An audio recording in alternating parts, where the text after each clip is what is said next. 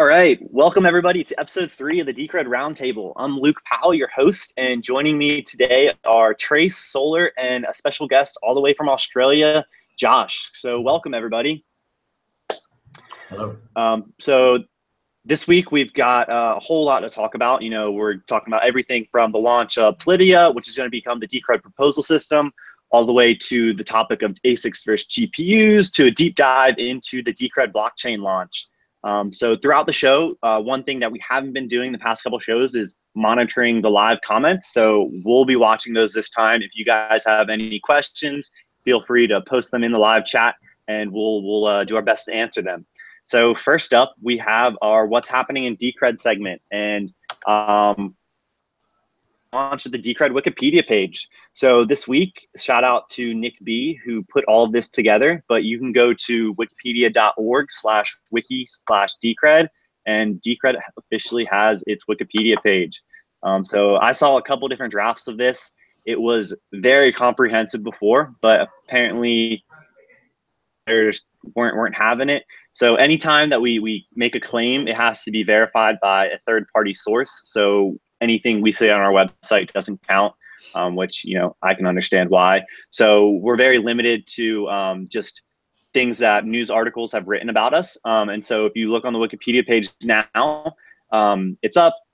It's a little bit bare bones at the moment. There's a lot more content there before, but they stripped it out. But as time goes on, I'm sure we'll have more news published about us, and that will get filled out a lot more. But anybody is welcome to contribute to it. If you're a Wikipedia contributor, please help us out. So next up, we have the launch of Decred on Upbit. So this was a big deal. Upbit is a South Korean exchange, and before this, Decred has not had any exposure to the South Korean markets. And as many of you know, South Korea accounts for a very large part of the global cryptocurrency volume. So Upbit launched a beta open to 20,000 people on October 24th, and they're expected to move out of beta and open it up to the general public on November 9th. And, you know, something I learned that I wasn't, that Decred translated into Korean actually is Dick Red. So we are listed as Dick Red on the Upbit exchange. So hopefully that will get us some good exposure out of that. I think that's just their phonetic spelling. Yeah. Also, something I didn't know about the Korean exchanges is when the price goes up, they represent that with the color red, and when the price goes down, they represent that with the color blue. So you learned something new. We have the Lightning Network has officially been locked in. So what that means is that the Lightning Network vote passed, and that we're now in the lock-in phase. The upgrades will automatically be implemented in roughly 21 days. And we're actually a little bit later on the show, we're gonna dive into the whole voting process a little bit more. Since we're talking about the proposal system, we kind of wanna give everybody a refresher on what the whole voting process is, how the proposal system will work, all that good stuff. So next up, we've got the launch of Politeia. So this was a big deal. This is something that has been in the works for a while. And as many of you know, it is going to become the Decred proposal system. So, you know, one of my first questions was, where does the name come from? And it's actually based on an ancient Greek term meaning a system of government. So it's very fitting for what we're going to be using it for. We're going to be using it for, you know, governing the Decred cryptocurrency. Into a little bit more about what actually it is. It's an open source project that devs have been working on, and it's a system for storing off-chain data that is both versioned and timestamped. So essentially a Git plus timestamping. And if you're not familiar with what Git is, it's a tool that developers use for versioning. And so when I say versioning, what I mean is if you were collaborating with a friend on a Google Doc, right? Let's say you go and you write a rough draft, and then your friend goes in and he makes a bunch of edits to it. If you were just to open up that document, you would have a pretty hard time figuring out what changes he made and whether or not you agree with those changes. And so what a versioning system like Git does is every time that document is saved, it allows you to flip through all those and see exactly what was changed, what was added, what was deleted. If you wanted to start a new document and pull over specific changes, it will let you do that. So that's what I mean when I say versioning. And so what can we use well, what do we want to use Politeia for? Like, how is this going to help Decred? Well, we're going to be using it for storing and tracking proposals. You know, we are a blockchain, so we could store the proposal data on chain, but that would be horribly inefficient. It would lead to a tremendous amount of blockchain bloat. And so it's not really something that we want to do. It would just be unnecessary. And so the solution that devs came up with is Politeia. So Politeia stores the documents off chain, and then it just anchors them to the Decred blockchain. So it's basically, you make a small reference on the Decred blockchain that points to where that document is stored off chain. And so what does this mean for Decred? Well, it means that in the very near future, our proposal system is going to be, launched and up and running, and community members will be able to submit proposals. They'll go through a very similar voting process to what we did for Lightning Network, and our DAO will be, one step closer to being a fully functioning DAO. So, the larger goal for Politeia is to create a resilient public record that mimics the function of a typical nation state website. For example, your senate.gov, your house.gov, having a cryptographically verifiable public record that will give users the assurance that the governance is being executed in a transparent fashion, and all the records are independently verifiable and stored in a format that is difficult to forge. So yes, we're using it for the Decred proposal system, but it actually has a lot more applications. And that's something that we're going to talk about here in a second. And Decred actually has a contest related to all these different applications for Politeia. So I wanted to dive a little bit into how the process for submitting a proposal will work. So there is going to be a human vetting element to it. And this is mainly just as a spam prevention measure. So, we don't want to have the Decred stakeholders see a bunch of spam that's submitted to the system. So there will be humans vetting it, but anytime that you add a human element into it, like a valid concern is censorship. And so the devs thought about this, and what they came up with is every proposal will be issued a censorship token, and there's no formal mechanism to to say, hey, like there's no formal mechanism to kind of to take that decision and get it turned around. But what you can do with that censorship token is that you can go and you can start a conversation within the community. You can say, hey, I've been censored. I want to know why. I want to talk about this. And so the main thing this is trying to prevent is silent censorship that is rampant on certain websites like Reddit and Twitter. And this is where people are being censored and there's no evidence that they're being censored. So this is the worst kind of censorship. So at the very least, with these censorship tokens, nobody will be able to be silently censored. And if they are censored, they'll be able to start a conversation with the community about it. But do you guys have any general thoughts or questions or comments about Politeia and the launch this week? There's Diego Simones in the live chat was asking whether it's sort of essentially a mixture of Ethereum plus IPFS, and he says because you can code a Git in the smart contract and store the hash of the IPFS file. Yeah, I'm not exactly sure off the top of my head. So if you want to check out the technical details, if you go on blog.decred.org, there is a blog post that dives into some of the technical details about how Politeia is set up. And if you still have questions, come join us on the Slack. And the Decred devs are always on there, willing to answer the technical questions. But that's something I'd actually be kind of interested in myself, just how it differs interplanetary file system, and if there are any similarities between those two. So moving on a little bit, this Politeia, like I said, is this open source project, right? And so we're using it for proposals, but it can also be used as just a general purpose time-stamped off-chain file system. And so there's all kinds of applications for this type of technology. For example, imagine a university is running their own instance of Politeia and a PDF of your transcript is stored on it, right?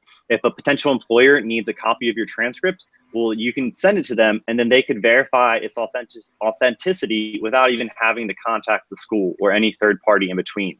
And so this is just one example. There's a whole lot more, and coincidentally, Decred is having a contest to figure out what these use cases are. So earlier this week, they announced the Politeia Platform Challenge, which is a competition designed to discover alternate use cases for the Politeia code base. Competitors will use the Politeia source code to come up with alternate use cases and then demonstrate how they work. And so this is going to be going on for about the next month. Decred will be choosing the winners on Friday, December 1st at the North Door in Austin, Texas. First prize is $10,000, second prize is $5,000, and third prize is $2,000, all payable in Decred, of course. So if you want more information, again, go on the Decred blog at blog.decred.org. There's a blog post specifically about the contest, and you can find all of the info there. Okay, so moving on to the next topic.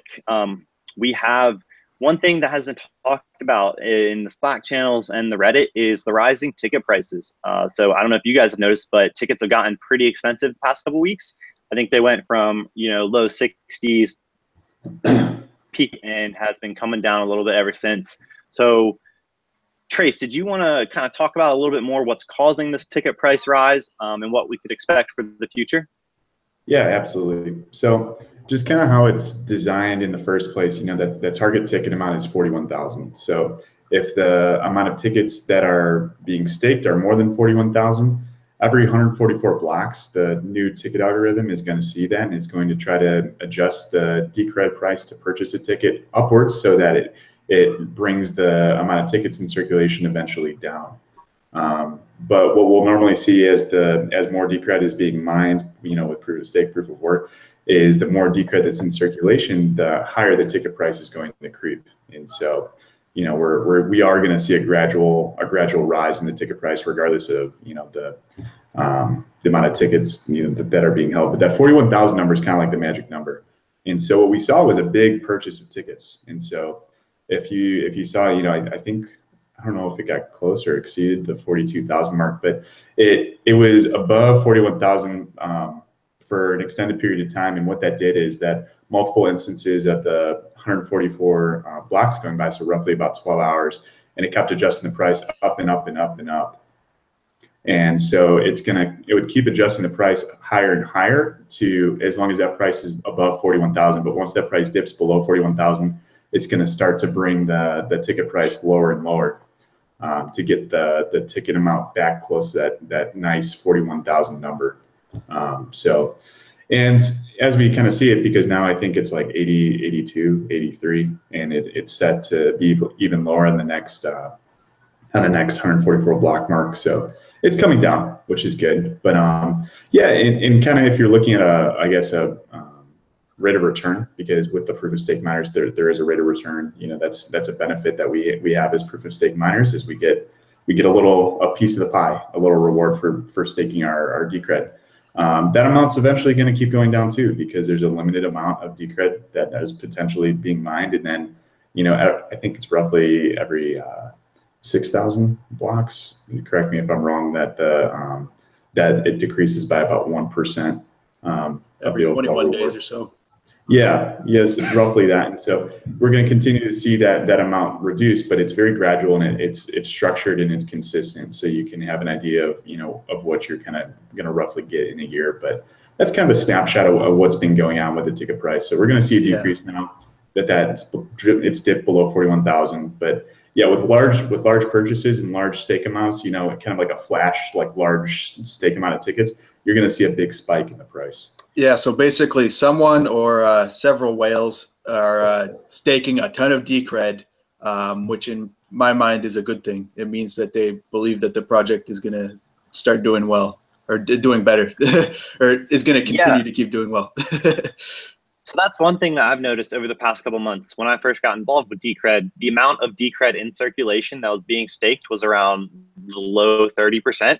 And now you're making your way all the way up to the mid, like 44, 45% of Decred in circulation being staked. So that's a good thing. People are participating in governance. You know, long story short, more people are buying tickets. There's a limited price goes up. And, you know, like Trace was saying, over time, you know, the ROI per ticket purchase is going to keep going down. So, you know, get it while you can. All right, moving on to our next segment, the Decred community segment. This week, we have Josh joining us from Australia and representing the Australian community. How's it going, Josh? Very well. How are you all? Doing good. So tell us, how did you find out about Decred? How did you first get interested in the project? It was towards the beginning of the year, actually. It was one of the puzzles that came out, and I sort of got involved and tried my luck. I didn't do very well. But then I remember back then I joined the Slack channel and was trying to solve it alongside everybody else in there. But around that time, I didn't really look as deep as I wish I had. And so it probably wasn't until February, March that I really started to read into it and understand the significance of it. Especially since I just don't think that everybody should be expected to mine proof of work mine if they want to participate in the governance process, particularly because proof of work mining isn't profitable or economically feasible in all locations, as we all know. So it tends to be centralized where in regions where power is sort of easily accessible and relatively cheap. So that was how I got involved. This is places like Iceland have this huge competitive advantage. They have all this like geothermal energy that they didn't know what to do with for years. And the steel industry was really big there, but there's a lot of environmental concerns. And then Bitcoin came along, and you can take advantage of that energy efficiency and set up huge, massive mining operations. So yeah, okay. Are you involved with the Decred project? Are you just a community member? Do you contribute at all? Yeah, so I suppose my role would be defined as a global ambassador or international ambassador. So later on, actually this month, on the 21st of November, we'll be holding the first Decred Australia community event. So we've partnered up with a company here called the York Butter Factory, or YBF for short. And they're Melbourne and one of Australia's leading, I guess, startup and fintech hubs. So they're very interested in the project, and they're generous enough to lend their space for us when we want to do community events there. And this one will sort of be to just test the waters and get everyone together. There'll be some swag that we'll be giving out. I'll be running people through a sort of a presentation on what Decred is, how to use the wallet software, how to stake, the importance of staking, and so forth. And then if the response is good, then we might turn it into a regular thing and sort of establish a formal Decred hub down here where we can run these regular events, but also where it could sort of serve as a hub for the Decred contractors in the area to sort of come and just hang out and ask questions. That's great. Is there a big cryptocurrency community in Australia to start out with? Yeah, it's decently large. I mean, Australia's population isn't large to begin with, but relative to the size, it's not too bad. There's sort of the obvious concentrations in Melbourne, Sydney, and the larger cities like Brisbane. But yeah, no, there's definitely a growing community down here. We even have a place called in Melbourne. So they run sort of regular events over there as well. But the last 6 to 8 months, particularly, we've seen a lot of newcomers getting into the space and a lot of interest. Yeah, absolutely. I think you've seen that just globally, just a lot of interest in 2017. Yeah, so that's great. You're doing this Decred launch party a little bit later in November in Australia. And then you're also doing another event in South Korea. Is that correct?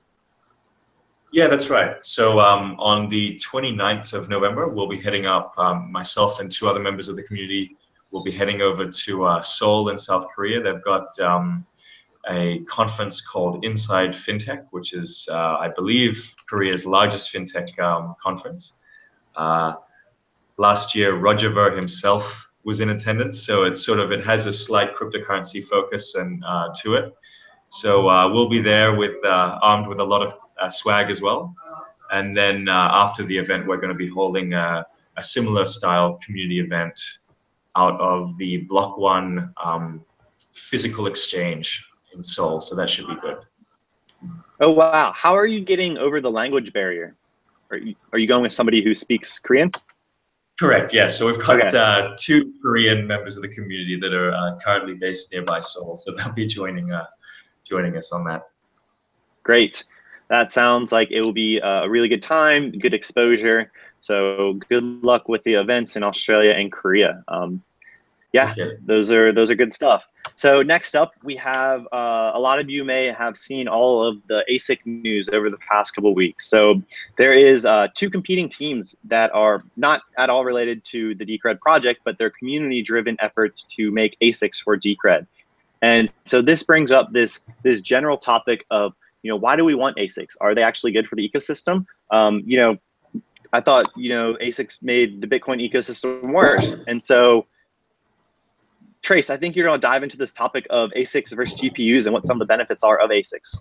Yeah, no, definitely. And, definitely feel free to jump in, guys, because this is an open discussion. I don't think there's necessarily a right answer, but I think it's definitely, I think, a good opportunity for the community. So I'm just going to break down a little bit, what is an ASIC? What is a GPU for those people who don't know?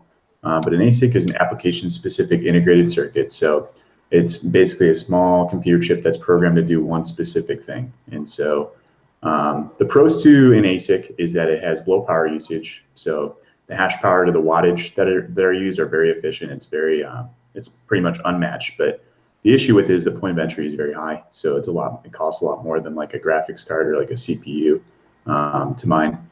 It has high hash rate for a very specific coin, because again, it's a very specific and programmed to do one thing. And so because of that, it can only be used for one specific coin. So like Bitcoin ASICs can't be used for another coin. Otherwise, we would have seen that a bunch of Bitcoin miners come on the Decred network, and it wouldn't have been good. It would have completely usurped all the GPU miners. They're small in size, so that's good. It doesn't take up like huge rooms. But there's low resale value because it only has one purpose. Higher profit margins because that hash power is so high, but because of what it is, it can become obsolete very quickly.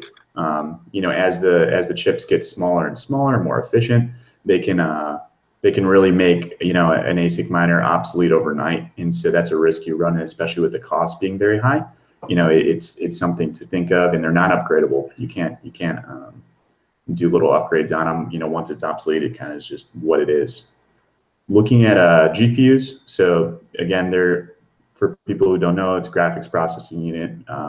It's multiple use cases, so that's kind of the nice thing about it is most people have them if they have a computer. General purpose is computing power. Most people have them, but they do use high power. So there's a lot of power usage when you are mining with a GPU. Easily sourced because most computers do have them, so there's a lot of competition.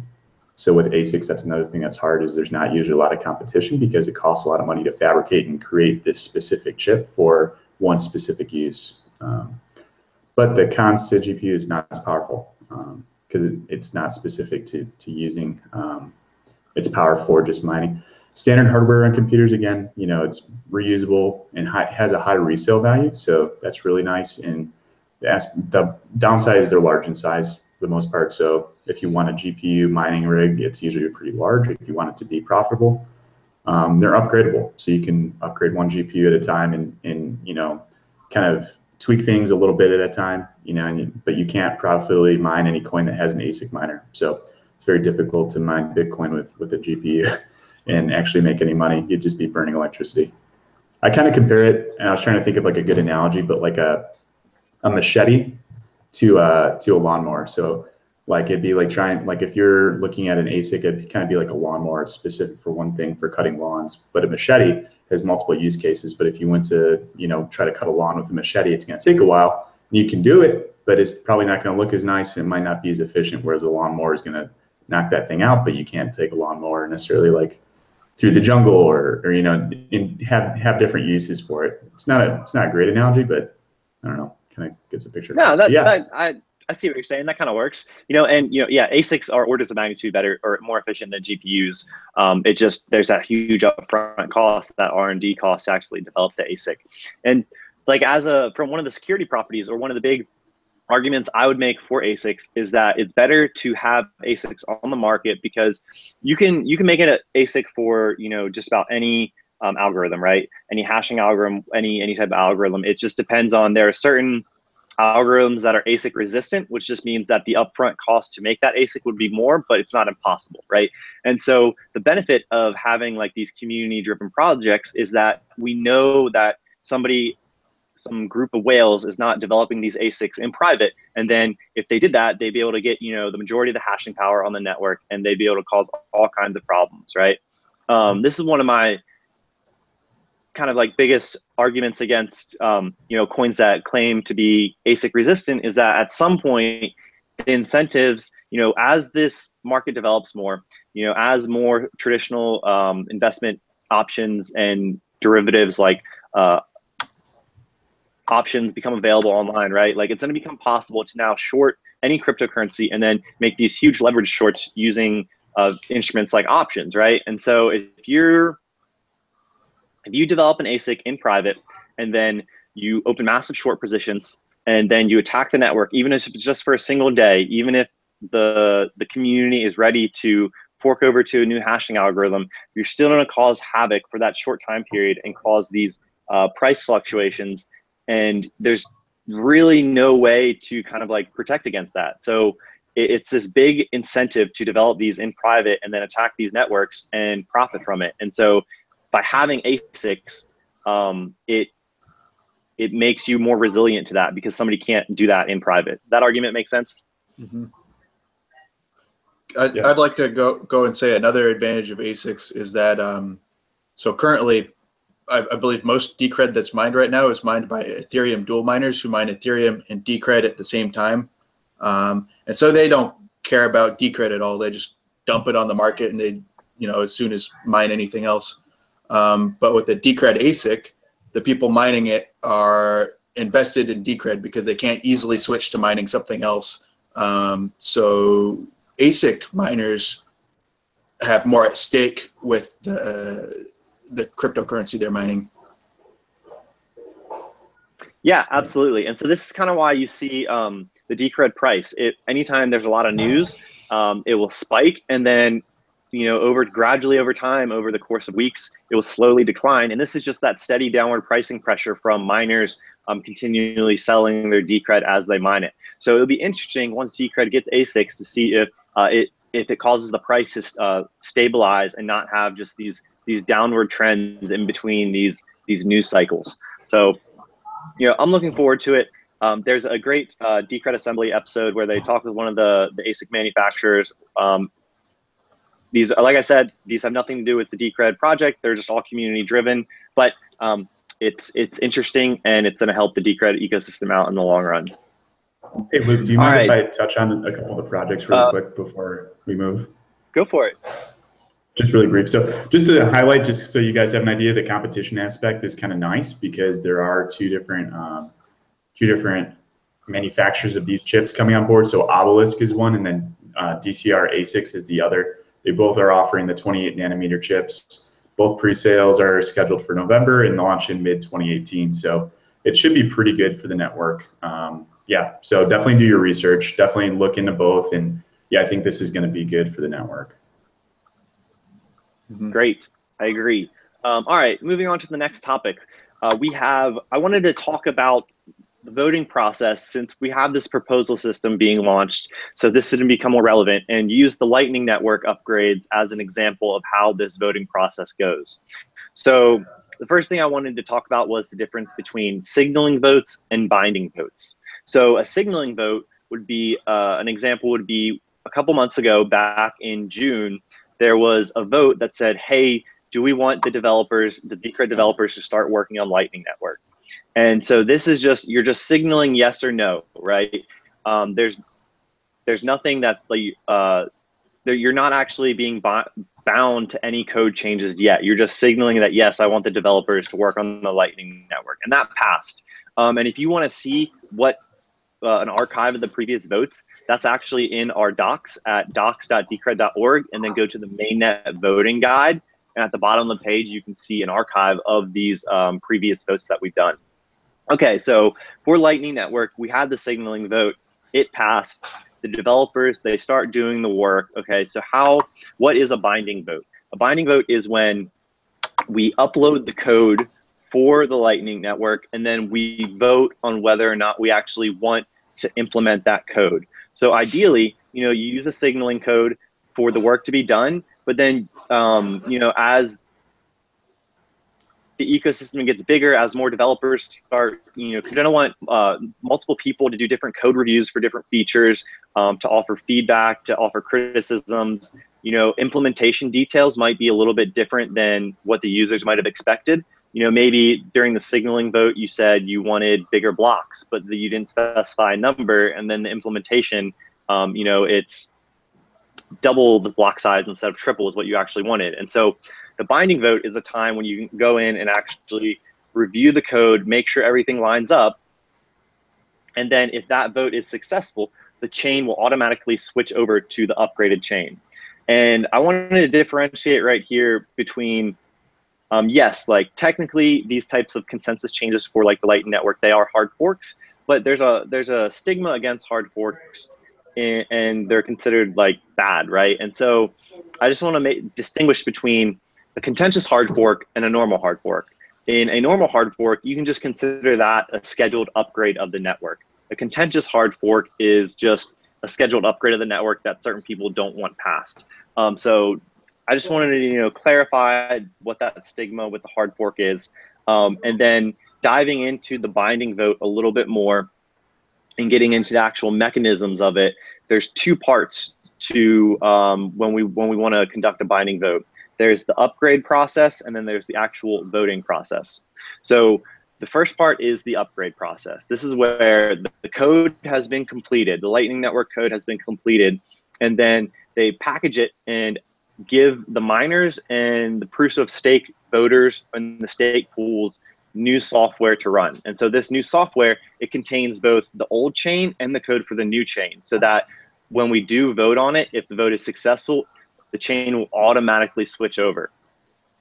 So this is really unique to Decred. No other cryptocurrency has this type of mechanism in them. And we'll get a little bit later into the differences between Decred and Dash. But this is one of the main differences in the fact that Dash only has signaling votes, where Decred has signaling and binding votes, right? So once that upgrade process is complete, the miners have upgraded, the voters have upgraded, then we move into the voting phase. And if, let's say for some reason that the miners did not want to upgrade, then the proof of stake voters could actually choose to stop validating their blocks based on the fact that they don't have the most recent upgrade version, and so it gives them an incentive to make sure that they get upgraded. So once we can move past this upgrade phase, then we move into the voting phase, and there's a couple different outcomes that could happen. So a voting phase is roughly 1 month and 64 blocks, and there's a couple different outcomes. One outcome would be that less than 10% of the tickets voting actually vote yes or no. So that means 90% or more are just abstaining. And if that were to happen, we would say that a quorum is not met. And then it would go up for a revote, essentially, at the end of that voting cycle. So another possibility would be the majority of votes is not met. So if we have a 75% threshold, if a vote needs to pass, it needs to get 75% yes, or if it were to fail, it needs to get 75% no. If it does not meet one of those two thresholds, then the majority is not met and it goes up for revote. Something goes up for revote for 12 cycles in a row, so essentially for 12 months, then it expires and the proposal fails. If you do get that majority vote, the 75% yes, then the vote is successful. The chain will be, or you'll be in a locked-in period, which is what we're in right now for Lightning Network. And then at the end of that lock-in period, the chain will automatically switch over to the planned upgrade. If 75% of the votes say no, then the proposal fails, and that's that. So that's how the Decred voting process works. Are y'all familiar with like these mechanics? Have you guys really dived into how all this works before? Was that helpful? Yeah, definitely. I mean, I've definitely been doing it quite a bit lately, putting it all together into the presentation deck, and what I've got so far echoes that very closely. Okay, yeah, and so while we're on the topic, we can go ahead and kind of like talk about how Dash is different, right? Dash is supposedly also a governance cryptocurrency, but their governance is very different. And there's a couple main differences. One of those being is Dash only has signaling votes, right? So if there's a proposal on the Dash network, it gets approved, then the developers will develop it, but then the way they release it is just the same way that you would release it in another cryptocurrency like Bitcoin or Litecoin. You basically have this new software and you give it to the miners and say, here you go, run this new software. You give it to the master nodes and you say, hey, run this new software. So that's one difference. The second difference is that Dash has what is called master nodes. And in Decred, you have to buy a ticket in order to stake it and vote. In Dash, you have to buy a master node in order to vote. But the difference is that master nodes cost 1,000 Dash, which is around $275,000 right now. So it's very, very prohibitively expensive. There's about usually a little less than 5,000 master nodes running at any time. And those are the people that are controlling how the funds get spent, what gets worked on. And so it's limited to a very small subset of the Dash ecosystem. And that's one of the big differences between Dash and Decred, right? And then the third difference is the proposal fee. So in Dash, you have a 5 Dash fee for any proposal you want to submit, which again, this is very costly and prohibitive because it's $1,300 or almost $1,400 just to submit a proposal, right? So in Decred, we will have a small fee to prevent spam, but it's not gonna be anywhere close to $1,400. And so when you kind of like really look at it, the Dash governance system is very limited to a small subset of the community, where the Decred ecosystem is much more open to, right now, not everybody is able to vote just because a ticket does cost 85 Decred, but in the future, we will implement ticket splitting. And so anybody will be able to then stake their Decred and participate in governance and voting. In Dash, implement the master node would be the equivalent of ticket splitting. So you can actually, they have master node shares where you can participate in the proof of stake aspect of the Dash governance, but it doesn't give you the right to vote. It just gives you the right to get that proof of stake reward. So a couple big differences between Dash and Decred. And honestly, I think that the Decred governance is just much more in depth. It's much more comprehensive, and this is what the developers have been focusing on for the past year. And so they've really done a good job at it. Did you guys have any comments or questions about any of that? Definitely. One thing I want to say is just like you can have a share of a master node with Dash. So you can have a small portion. I think it's 25 Dash or something along those lines. But the one thing about Dash that's a little tricky with their voting mechanism is you can purchase a master node or multiple master nodes for one specific implementation and then just dump them. Right after you've done your due diligence or done your damage or whatever you wanted to do.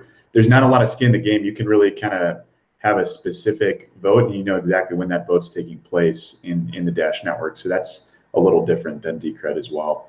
Oh, so you can lock your 1,000 Dash up, create a master node, vote, and then immediately after unlock your Dash. Because you have a Dash master node once you have more than 1,000 in your balance, I believe. Correct me if I'm wrong. I think there's a specific process for you have to actually lock that up to create a master node, and that's like what allows you to be a master node is you have that 1,000 Dash at stake. But also with the master node shares that you're talking about, yes, they do have that, but that does not entitle the people to the voting. It only entitles them to share in the proof of stake reward. And there's no plan for the Dash shares to also include voting. All right. Unless we have any other questions or comments about that, I guess we'll be moving on to the next subject. So up next, we have the blockchain launches. So this is something that we wanted to talk about, dive into analysis of the Decred launch, the airdrop, the pre-mine, and compare it to some other blockchain launches. So I'm going to go ahead and get that kicked off. And the way we're going to do this is we're going to start with Bitcoin, and we're going to move chronologically. So we'll talk about the Bitcoin launch, then we'll talk about the Litecoin launch, and then a couple other cryptocurrencies, just so the Decred launch gets put into context, because I think that's important to see what was going on in the ecosystem at the time, what were other cryptocurrencies doing at the time, and so it's all put into context. So starting with Bitcoin, right? We all know Bitcoin Genesis block was mined January 3rd, 2009. And obviously Bitcoin did not have a pre-mine. So with the Bitcoin inflation rate, by April 22nd, 2010, a little bit over a year later, 5.25 million Bitcoin had been mined. So this is roughly 25% of the supply. And then by December 14th, 2011, which is roughly 3 years after the launch, 10.5 million Bitcoins have been mined, which is 50% of the total supply. So it's estimated. What about the Satoshi ahead, block? Satoshi's coins? That a little bit? What's that? You want to expand on that a little bit? Yeah, I mean, doesn't Satoshi have something like 1 million coins? Yeah, so I was actually just about to get to that. So it's estimated that Satoshi has roughly 1 million Bitcoins, right? Which is 5% of the total supply, or about 5% of the total supply. And, one point that I did want to bring up is that, about this Bitcoin distribution is when Satoshi first launched Bitcoin, there was only a handful of people actually participating in the network. It's the early contributors, and you're actually able to mine the Bitcoin using this CPU mining, right? And so as a result, Satoshi ends up with about 5% of the total supply. And I'm sure that early contributors ended up with large portions of Bitcoin themselves, not nearly as large, but definitely significant.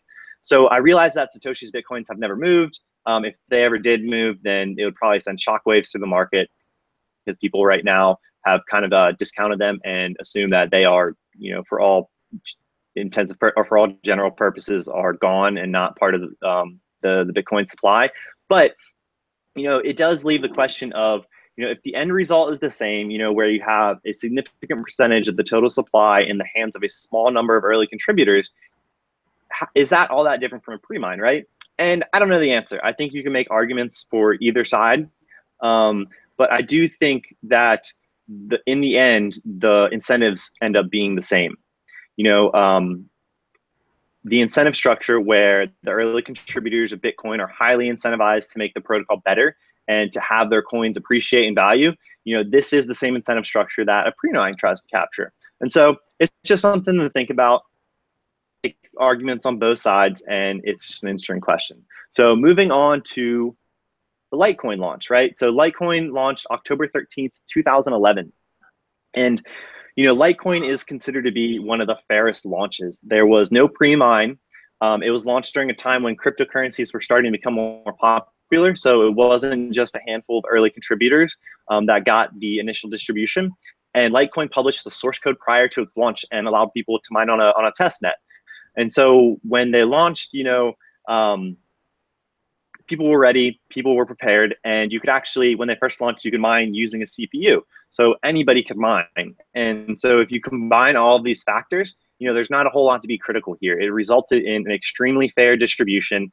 But one thing I want to note, though, is that if you tried to replicate this launch now, it'd be very, very difficult, if not impossible, because of the fact that Litecoin launched during a time when CPU mining was actually possible. It helped make it a very even initial distribution, right? If you try to do the same thing today, the majority of the coins would just go to GPU farms and your distribution would be very skewed. So that's just something to keep in mind as we continue down this road of cryptocurrency launches.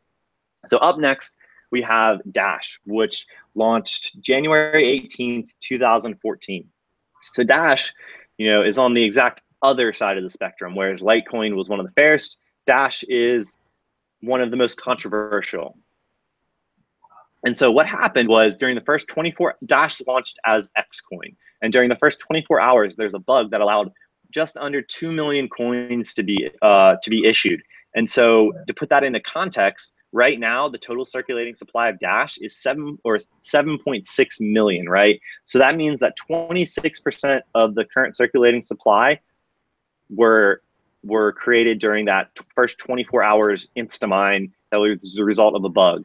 And so this ends up being about roughly 10% of the total supply that will ever exist. So this is a pretty big deal, right? Like common sense would indicate that you should just relaunch the blockchain. Well, the Dash is a staking coin. It was very right. That's another point that we can get to a little bit later. But Dash, their block reward is 45% proof of work, 45% proof of stake, 10% dev subsidy. And so the effect of that is that your proof of stakers are not being diluted at nearly the rate as in other hybrid coins like Decred. This is something that, I think Trace is going to hit on, but in Decred, there was the mining reward, the proof of work reward was set at 60%, and the proof of stake reward was set at 30% for a very specific reason. And that reason was that even if early contributors to Decred were able to garner a large stake, well, because that proof of work reward is double the proof of stake reward, their position is going to be constantly being diluted down as time goes on. And so,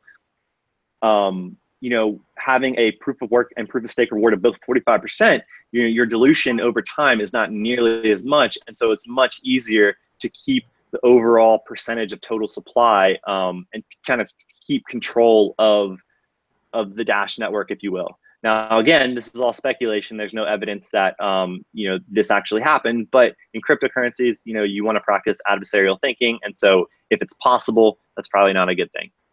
So getting back to the Dash launch. So you would think that they would have relaunched the blockchain, but they didn't. Instead, about a month later, they rebranded as Darkcoin. And then the creator, he came out and basically said that, hold on, this Instamine was actually a good thing. And some direct quotes from him were, I believe the lower emission rate caused by the Instamine benefits all involved in the currency. No one was ever hurt by it. In fact, the earliest miners got the coins for free and either turned into founders or they sold and made a bit of money.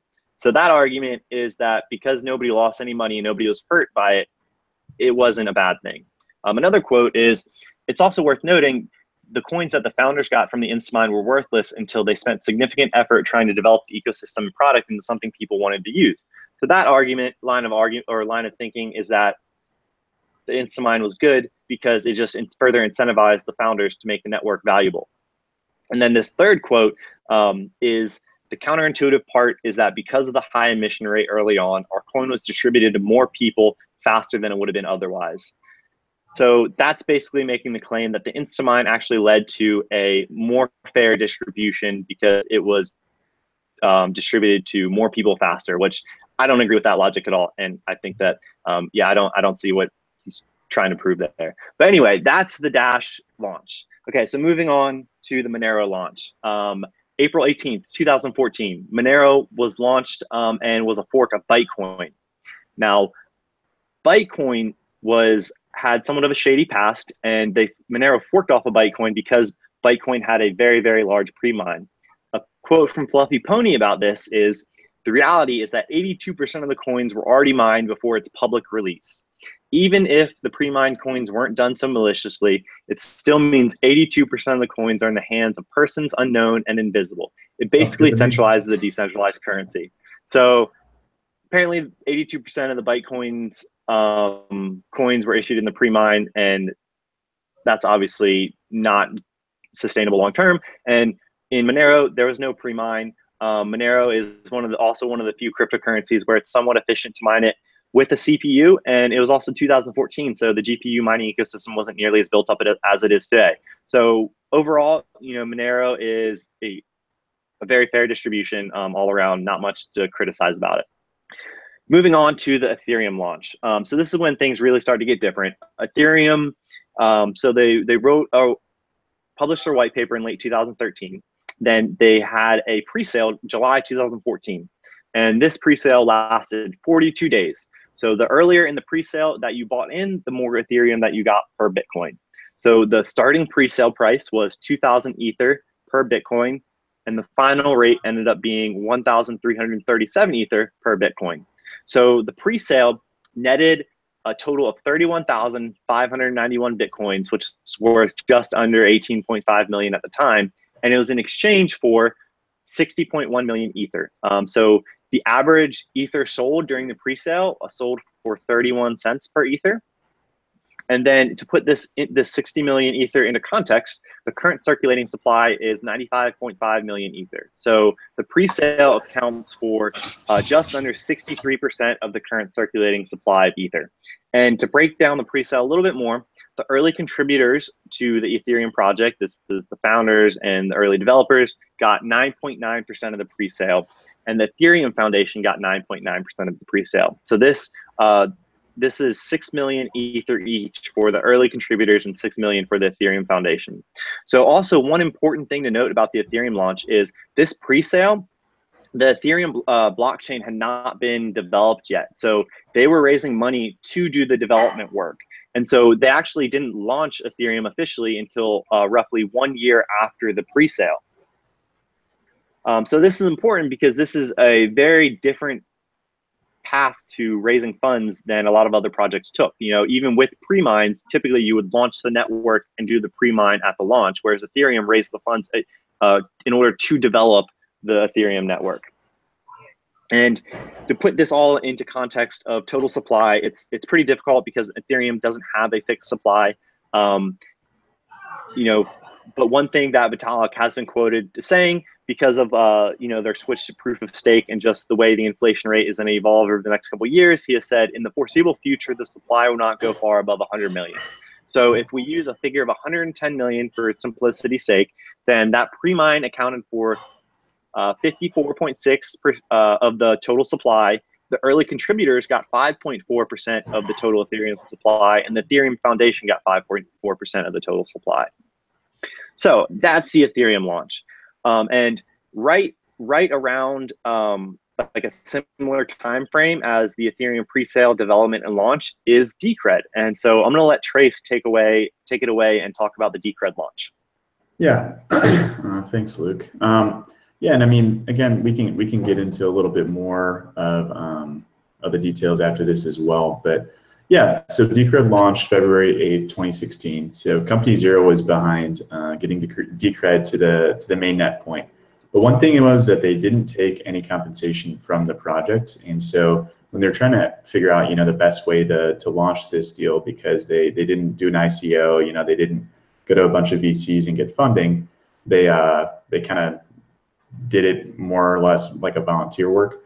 They decided that, you know, they roughly estimated their work was worth about $415,000 on the front end. So they estimated Decred's market value to be about 49 cents near the launch, and so it was roughly 840,000 coins that would kind of compensate what the developers and what the team did. So yeah, so what they did, which was kind of neat, is actually they didn't just hand out that 840,000 to the developers straight up. They allowed the developers to purchase it at 49 cents per Decred if they wanted any piece of that pie, and so that was free and open to the developers to purchase. But then on the flip side, they gave another 840,000 to airdrop. So there was an opportunity to sign up for Decred airdrop, and so if you wanted to, before the project started, you could submit your information, apply, and then you would be able to receive a piece of that 840,000. And so kind of the vetting process and how that worked is, I think there's about 3,200 that actually qualified for the airdrop, but there's about 8,000 people who claimed it, but a lot of people were trying to spam and exploit it. So they did some pretty neat stuff with it. The sign-up information that the people had used, you know, they used confirmation information, they used IP address, timestamps, user agents. So they were really trying to make sure that it was legitimate, that people weren't just spamming the system for the very reason they wanted to make sure that it was distributed, that it wasn't just all going into the hands of one person. But yeah, roughly it broke down. Yeah. That's really important. Any airdrop is to make sure that there is some type of vetting to make sure that people can't just, you know, sign up with multiple accounts and get all kinds of airdrops. Exactly. It broke down to about 260 Decred per person. So, you know, a nice chunk of change in the beginning, because I think the stake in the beginning was roughly like 2 or 3 Decred. So, you know, the ticket system and everything, in order for it to really be successful, there needed to be some Decred in circulation. So it was a good start. Roughly, I think the Decred itself, not all the development subsidy that was there as far as the 840,000 was necessarily purchased, and so you can kind of still see in block one how much was actually used, which is kind of neat. Another aspect to that, which is cool, is the developers that were working on Decred actually, pretty much the lead developers and core developers actually did not take anything from the development subsidy, because Decred breaks it down into the 60-30-10, so 60% proof of work reward, 30% proof of stake, and then 10% development subsidy. And so they actually didn't touch the 10% dev subsidy for over a year to make sure it was mature and to really make sure that this thing was sustainable. So I mean, it kind of speaks to the team. So you said the first year after the blockchain launch, they didn't actually take any of the dev subsidy. How are they getting paid? Yeah, so I mean, they were technically, the contractors were with Company Zero, but I mean, their specific hours that they're putting into Decred, they weren't taking a salary, they weren't billing hours, they were working as volunteers because they believed in the project. Interesting. So I think it would be really helpful to compare kind of the Decred launch to the Ethereum launch, because one, they were right around the same time, and they kind of use some similar methods. So all right, let's take a look at Ethereum. Right, Ethereum did this pre-sale. They ordered to do the development work to launch the Ethereum network. Where in Decred, right, Company Zero started working on Decred in 2014, and they funded that development all the way until the beginning of 2016 themselves, and then launched the blockchain. Is that correct? Yeah. Okay. And then for when they actually launched the subsidy, they did take a pre-mine. They took in Ethereum, they had what was it? 5.4% of predicted total supply went to early contributors, and 5.4% went to the Ethereum Foundation. And those were they did not have to purchase those. Those were awarded to the developers and the Ethereum Foundation. And if I understood that correctly, in Decred, the developers had a 4% of total supply, but they actually had to purchase that at the market price around 50 cents. Is that correct? Yeah, and I don't think even the full amount was necessarily purchased. If you look at that block one, not all of that was even used, if that makes sense. Okay, cool. Well, yeah, that all sounds good, and it's interesting. And I think that something to keep in mind is that there's no one right or wrong way to do this, right? So as these cryptocurrencies continue to launch, there's going to be different models, and one last model that I wanted to kind of talk about was the Zcash launch. Or did you have anything else you wanted to say about Decred? Oh, yeah, actually, definitely. There was one.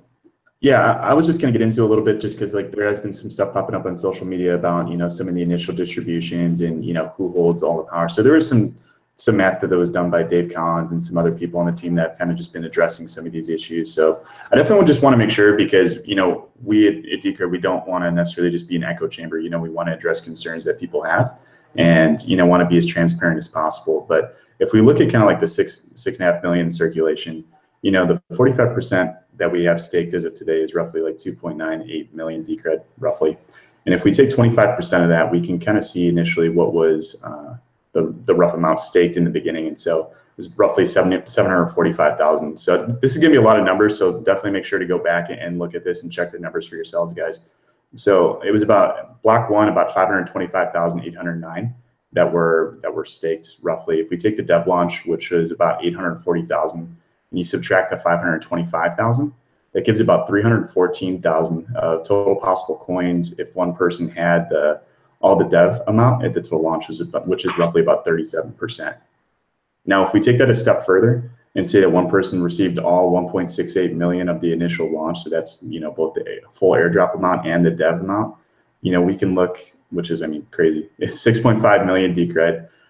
If we look at 6.5 million Decred minus 1.68, that's roughly 4.82 million Decred produced. If that one person were receive every block reward, which is impossible because I know I've received block rewards up to today and multiple people have, but let's just say they did, and they would get 30% of the block reward, because that's proof of stakes portion of it. 4.82 million Decred is produced, so 30% of that would be roughly 1.54 million Decred. So of the original 1.68, if one person received all that plus 1.54 million of all the potential block reward they could have gotten, that'd be about 3.13 million Decred. So that 3.13, that means, if we take the current supply, it's still 48%, which still is not enough to control the system. And that's the most outlandish fantasy land scenario. And so as it continues to push, that 30% proof of stake reward and 60% proof of work reward is going to continue to dilute that initial amount and the initial power if someone did have all of those funds from the beginning. And so as the network continues to develop, that portion that person could have, if that unlikely scenario were to and could have taken place, is going to continue to get diluted. So I just wanted to address that. Obviously do your own research, but it's definitely worth looking into, and don't just get surrounded in an echo chamber. Do your own research, look into things yourself, and be intellectually honest with yourself. Absolutely. I lost you like halfway through all those numbers, but yeah, I think but I like just want to lay it out there. Yeah. No, I hear you. Like if somebody's interested, those are really good numbers to have. I think like the main point you're trying to get across though is just that proof of work mining reward, the 30% proof of stake mining reward was set for a very specific reason. And that reason was to dilute the early Decred holders down over time and make it very, very difficult for them to continue holding a large percentage of the total circulating supply. Yep. Awesome. So one last cryptocurrency I wanted to talk about was the Zcash launch. And I wanted to just talk about them because they did something a little bit different. It was pretty interesting. So they launched October 28th, 2016, and they have what's called a founder's reward. So during the first 4 years of the Zcash blockchain being in existence, a portion of the block reward goes to the Zcash company, which consists of founders, investors, employees, and advisors. So this will ultimately end up being a total of 2.1 million Zcash over 4 years, which is 10% of the total Zcash supply that will ever exist. And so this is a little bit different. The Decred has a 10% dev subsidy where it gets put into a fund and the stakeholders vote on what those funds should be used for.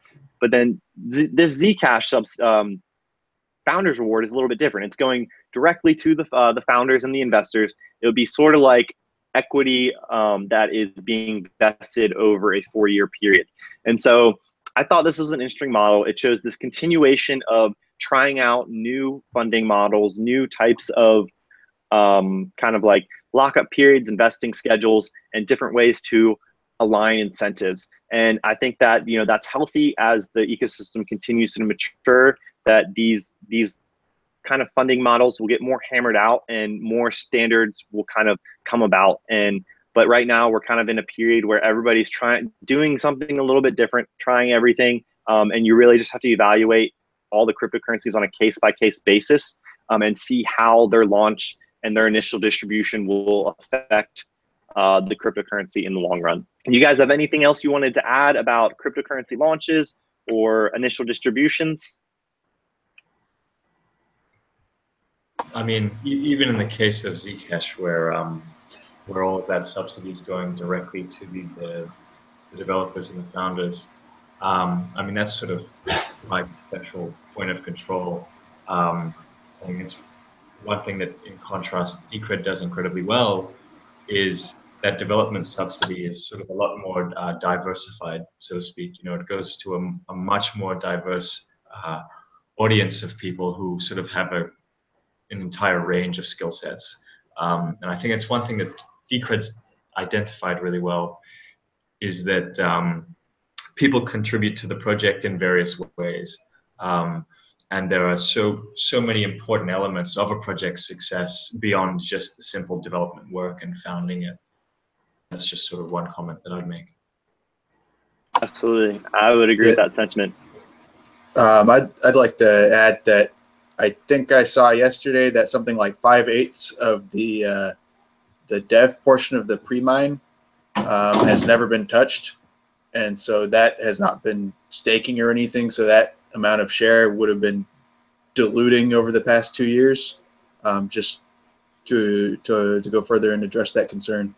And then if we have time, I have a tangent on ASICs if you guys like. Oh yeah, dude. Sure, we've got time. We can jump back into that discussion. What did you want to bring up? Sure. So this is just a personal mission of mine. So ASICs, there are 2 ASICs now that a lot of Decred community members are going to get invested in, which is awesome because we'll all be miner stakers, and supporting the network and hopefully, making some money off it. But what I consider to be a flaw with like the Bitcoin system in general, the way proof of work is done, is that all this electricity spent mining is basically being wasted solving Sudoku puzzles, right? So imagine at some point, 10 or 20 years from now, what if half of the world's electricity production is used solving, hash tables, Sudoku puzzles. So just something to keep in mind. Maybe in the future we could switch a % of the proof of work rewards to a different proof of work method, like just throwing out like Golem or Folding Coin, or there are many other coins where the proof of work method is doing useful calculations instead of our basically arbitrary calculations. I see what you're saying. So what if, say what if I would- Decred could solve cancer with their proof of work? I'm just saying, just keep that in mind. Submit it to Politeia. Before you pre-order your ASICs, tell yourself, okay, I'd be willing to set aside, 5% of the proof of work reward for some interesting, computational proof of work methods. So that's my spiel. Yeah, and I think that's the beauty of it, is you're able to actually have a say. You're actually able to propose things like that, and if the community likes it, it moves in that direction, and if not, well. So kind of a counterpoint to that, Solar, though, I would say that, if you think about the current financial infrastructure, think about the current carbon footprint of all the buildings, all the people going to work, everything that cryptocurrencies will replace, even if you include that proof of work mining energy, it's still going to be orders of magnitude more efficient than the current system, right? Okay. So you're still saving all kinds of energy. Okay, no, but just consider two otherwise equal systems. One in which the proof of work is basically burnt, and the other, the proof of work is used, say is something even, stupid like, rendering Pixar films or something. That would still be more valuable than just burning the electricity. Oh, I agree. And I think the key point is two equally useful systems, right? Because I think it's just a very tough technical challenge to, implement a proof of work algorithm that will be able to be useful, but still allow for, consensus to be reached across the world. So I don't think it's impossible. I don't know. It's an interesting topic. So thanks for bringing it up. Solar, are we going to see you submit a proposal? Yeah, maybe like a non-binding referendum or something, just to say, in the future, we, the Decred holders, will be willing and able to do such a thing. Okay. Luke, do you mind if I touch on one thing? Sure, go for it. So there's been some stuff going on in social media and some stuff coming up with the community. And one thing I just want to say is, I think one thing that set Decred apart has been the community. And it's what makes the project legitimate and fun. And I think, which just kind of gets people excited to contribute, especially when there's, so many volunteers and so many people giving their time to do things like this to promote the project. So just never be afraid to ask questions. Always, don't get stuck in an echo chamber. Be intellectually honest with yourself, because we want to make sure that we're constantly making this thing better. And so we can't get stuck in tribalism and starting to make major assumptions on what is going on. So don't get yourself caught up in the trap of taking sides without really doing your own research, because I know that there has been some strife going on. So yeah, just be careful with your words. Make sure that we're not spreading slander and gossip about anyone, because we want to make sure that this thing's excellent. We want to make sure that this thing continues to take off, and community and the growth of the community is based on that. And so we want to make sure that we're holding back to our ideals. So I don't know. Not sure if you guys have any thoughts there. Nope. I think you said it well. I agree with your sentiment. So that's all we got for the week. Thanks for joining us. Don't forget to hit the subscribe button below.